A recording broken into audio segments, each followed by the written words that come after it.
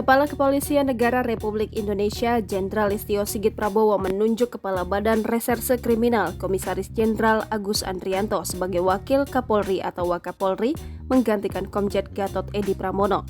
Promosi jabatan yang didapatkan Agus tertuang dalam surat telegram rahasia yang ditandatangani Listio pada 24 Juni 2023. Kepala Biro Penerangan Masyarakat Divisi Humas Polri, Brigjen Ahmad Ramadan membenarkan penunjukan Agus menjadi Wakapolri. Pria kelahiran Blora, Jawa Tengah, 16 Februari 1967 itu merupakan lulusan Akpol 89. Nama Agus mulai dikenal masyarakat saat menangani kasus penistaan agama yang menjerat mantan Gubernur DKI Jakarta Basuki Cahayapurnama atau Ahok.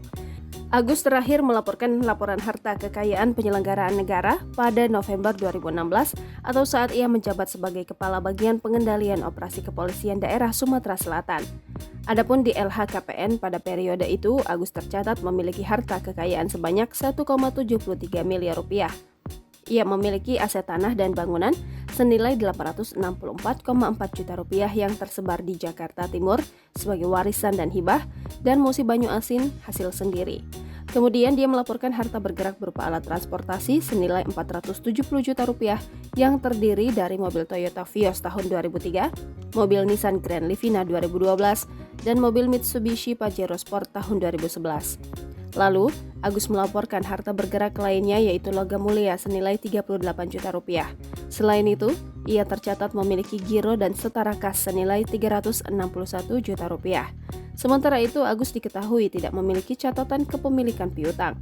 Dalam LHKPN itu juga dilaporkan adanya peningkatan harta kekayaan Agus dibandingkan LHKPN yang dilaporkan pada 20 Desember 2011.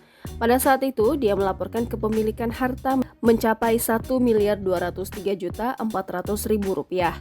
Angka ini jauh lebih kecil dibandingkan 2016 saat Agus Andrianto melaporkan harta kekayaan yang telah mencapai 1.733.400.000 rupiah.